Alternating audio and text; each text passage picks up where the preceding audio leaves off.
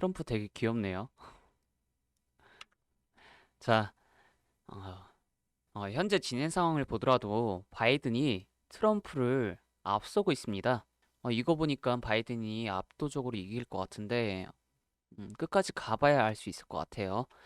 트럼프가 또 역전을 할 수 있지 않을까요? 역전의 기세잖아요, 아주. 본격적인 시작에 앞서 트럼프와 바이든의 정책에 대해서 짧게 이야기해 보도록 하겠습니다. 트럼프와 바이든은 빅테크 기업에 대한 반독점 조사, 그리고 인터넷 인프라 확대, 중국 제재 정책 지지가 똑같아요. 트럼프가 당선 시 미국의 현 정책 기조는 유지가 될 테고, 이제 도로 교통 무선 인프라 등 인프라 관련법을 새롭게 개정해 1조 달러의 인프라를 투자할 생각이라고 합니다. 바이든이 당선이 되면 신재생 에너지 산업에 4년간 2조 달러를 투자해 미국 내에 100만 개 이상의 일자리를 창출할 거라고 합니다.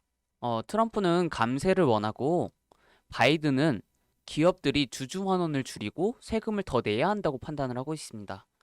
바이든의 경우 최고 고소득자 그룹의 소득세를 37%에서 39.6% 올리려 하고 법인세도 21%에서 28%로 올릴 계획이라고 합니다. 투표 상황만 보더라도 바이든이 앞서고 있으며 트럼프는 소송을 준비하고 있는데요. 진짜로 트럼프가 소송을 걸게 되면 최소 몇 주에서 최대 한 달까지 소송이 길어질지도 모른다고 하는데 빠른 시일 내에 결과가 나왔으면 좋겠습니다. 오늘 준비한 영상은 바이든의 수혜주인 넥스트라 에너지입니다. 본격적으로 시작을 해보도록 하겠습니다. 넥스트라 에너지의 현재 주가는 73.32불입니다. 최근의 분할을 통해서 주가가 낮아졌는데요. 아직 대선 결과가 확실하지 않아 반등을 못하고 있는 상태입니다. 바이든이 대통령이 된다면 확 오를 주식이라 생각하고 너무너무 좋은 회사이기 때문에 이렇게 가지고 왔습니다. 넥스트에라 에너지는 지주회사이며 총 3개의 자회사를 가지고 있습니다. 플로리다 파워 앤 라이트 컴퍼니, 넥스트에라 에너지 리소스, 걸프 파워 컴퍼니. 매출 구조는 각각 63%에서 29%, 8%를 차지하고 있습니다. 전문가들은 넥스트에라 에너지 리소스에 주목을 하고 있습니다. 그 이유는 넥스트에라 에너지 리소스에서 풍력과 태양광을 맡아서 하고 있기 때문입니다.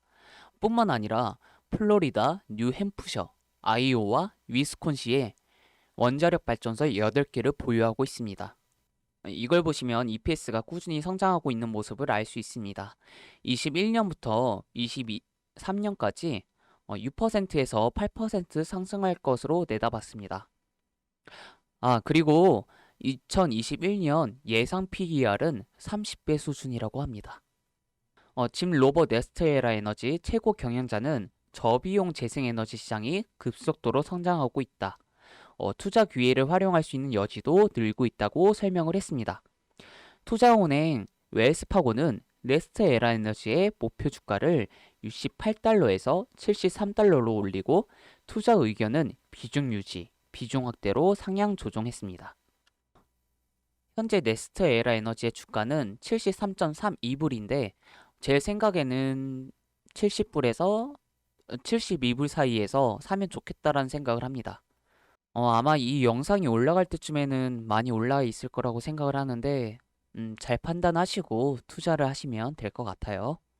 연기금의 자산을 운영하는 최강욱 JNJ 자산운용 대표는 BBIG라고 바이오, 배터리, 인터넷, 게임으로 불리는 성장준 테마에서 바이오와 게임은 탈락하고 배터리와 인터넷은 살아남을 것으로 내다봤다고 합니다.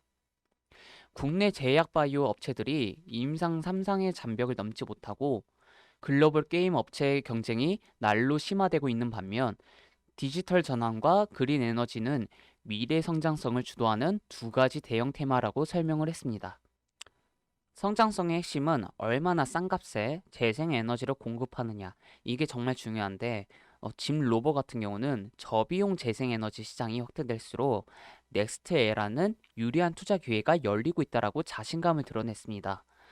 넥스트에라의 첫 번째 핵심 사업 모델은 신재생 에너지입니다. 넥스트에라는 연 54기가와트의 전기를 생산하고 있으며 이 중 70%를 재생 에너지 생산을 하고 있습니다. 신재생 에너지 사업이 핵심 사업이지만 신재생 에너지 설비, 가스 파이프라인, 송전 설비, 배터리 저장 프로젝트, ESS 등 다양한 사업을 하고 있기 때문에 이 점도 참고하시면 좋을 것 같아요. 두 번째 핵심 사업으로는 에너지 저장 장치 ESS입니다. 넥스트에라가 다른 유틸리티 기업과 차별화되는 지점입니다. 넥스트에라는 자회사인 에너지 리소스를 앞세워 ESS 개발을 본격화하면서 새로운 성장 동력을 추가하고 있습니다. 그리고 2021년 10억 달러 이상을 ESS에 투자하겠다고 밝히기도 했는데요. 저는 ESS 하면 가장 떠오르는 기업이 테슬라입니다. 테슬라는 호주 지역의 네온 프로젝트라고 150메가와트급으로 ESS 단지를 만들고 있는데요. 조만간 완공이 된다고 합니다. 뿐만 아니라 테슬라는 ESS 단지를 자체 소프트웨어 오토비드를 활용해서 에너지 낭비 없이 단지를 운영할 것이라고 했습니다. 넥스트에라 에너지도 미래 성장주이며 꾸준히 주가가 올라가고 배당금도 주고, 물론 니오나 차오폰 같은 주식도 좋지만 변동성이 심하다는 게 문제이죠. 아직 백신도 안 나왔고 시장의 변동성을 생각한다면 이런 안정적인 종목을 선택하는 게 심신에 좋다고 생각을 합니다. 그리고 세계 최강 석유 기업인 엑슨모빌을 제치고 시가총액 1위를 했습니다. 울프 리서치의 스티브 플리시만은 풍력, 태양열, 에너지 저장 등 어느 분야에서나 넥스트라 에너지 1위를 차지하고 있다고 말을 했습니다. 유틸리티 업체들은 전력이나 수도, 가스 등의 필수 에너지원을 공급하기 때문에 기본적인 수요가 안정적이며 꾸준한 현금 흐름이 창출된다는 점과 전력이나 발전에 필요한 대규모 장치 산업으로 신규 업자들의 진입 장벽도 높다는 점입니다. 언젠가는 원자력 발전소를 철거해야겠지만 지금 당장은 불가능이라고 보고 있습니다. 각 국에서 신재생 에너지를 밀고 있고 어마어마한 투자를 하고 있지만 신재생 에너지 전체 에너지 비중으로 따졌을 때 10% 미만인 것으로 알고 있는데, 이것만 보더라도 단기적으로는 원자력이 꼭 필요하며 몇십 년 뒤에 원자력을 철거해야 된다면 이미 넥스트에라 에너지는 벌어들이는 금액이 많기 때문에 큰 부담이 아니라고 생각을 합니다.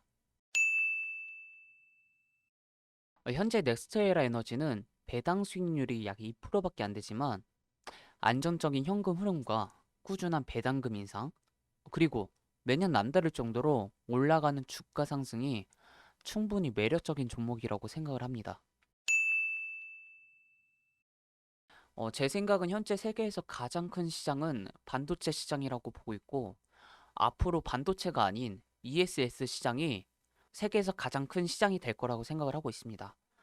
그렇기에 이제 LG화학이 열심히 기술 개발을 하고 있는 이유가 이 때문이지 않을까 싶고, 이런 것만 보더라도 ESS 시장의 규모는 엄청나고 조금이라도 입지를 다져 놓는다면 큰 수익으로 다가올 것이라고 판단하고 있습니다.